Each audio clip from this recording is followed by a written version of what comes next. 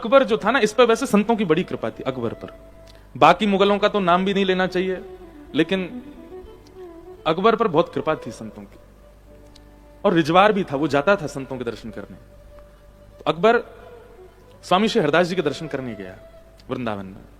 अकबर ने एक बहुत महंगी मणियों की और ना जाने कैसे कैसे रत्नों की माला स्वामी जी के कंठ में पधरा दी।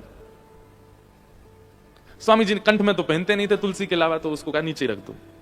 तो अकबर ने नीचे पधरा दी। अब अकबर स्वामी जी को नहीं देख रहा, केवल अपनी दी हुई माला को ही देख रहा था। और वो बस ये सोचे मैं कैसे भी करके इनको बताऊं कि इस माला में एक नग कितने का है, जिससे अंदाजा लग जाए कि पूरी माला कितने की होगी। तो अकबर बताता, बोले हमारे वहां यमन देश के एक वो थे, उनके मुकुट का एक मणि जो थी वो सबसे मूल्यवान थी, वैसी मणि पूरे भारत में, पूरे विश्व में कहीं नहीं है। उस मणि का भी श्रेष्ठतम नग है मेरे पास, और वो नग इसने लगा है माला में। बहुत सुंदर है, इसको पहनेंगे ना स्वामी जी कभी, और तो आनंद आ जाएगा देखने वालों को, कोई पहचानने वाला हो। अब वृंदावन तो बेचारा गांव है, यहां कौन जाने। ऐसी बातें करने लगा स्वामी जी के सामने बैठ के। बोले लेकिन हाँ, हमारे दिल्ली से अगर कोई आया और उसने स्वामी जी के पास ये माला देख ली, तो वो देख करके कहेगा कि भैया अद्भुत है। स्वामी जी समझ गए। इतने में ही एक वन में से हिरण निकल करके आया, स्वामी जी के पास आकर के बैठ गया।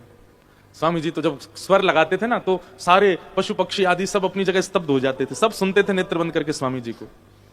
तो हिरण आकर के स्वामी जी के पास बैठ गया। स्वामी जी हरिदास जी, जिन्होंने बिहारी जी को प्रकट किया वृंदावन में, प्रेम से उसको सहला रहे थे।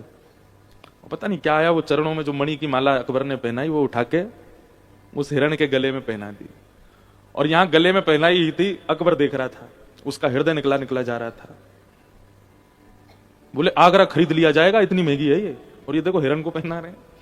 इतने में ही जाने क्या हिरणों के झुंड की आवाज आई, और वो माला पहनाते ही हिरण उठ के दौड़ करके भागा और सीधा जंगल में प्रवेश कर गया। अकबर तानसेन को बोलने लगा, जी क्या हो गया, तुमको पता है कितनी महंगी माला थी, और वो उसको जानवर को पहना दी, पहन के भाग गया भीतर। अरे नहीं पहनी थी, मुझे ही वापस कर देते, अपनी किसी बेगम को पहना देता। स्वामी जी थोड़ी देर सुनते, ए सुन इधर आ, क्या बात है, बहुत देर हो गई तुझे सुनना हूं मैं, अब तू कभी मणि की बात करता है, कभी एक बात करता है, माला चाहिए तुझे तेरी वापस। अब बेचारा ना भी बोल रहा, पर मन से कह रहा दे ही दो, जानवर को पहनाने से अच्छा। तो स्वामी जी ने एक राग गाया, और जैसे ही उस राग की ध्वनि प्रकट हुई, असंख्य हिरण निकल करके जंगल से आए, और सबके गले में एक सी माला, वही मणियों की माला। और अकबर से बोले तुझे कसम है, अपनी वाली लेके जाइयो, जो तैने पहनाई थी वही लेके जा, निकाल कौन से हिरण के गले में है।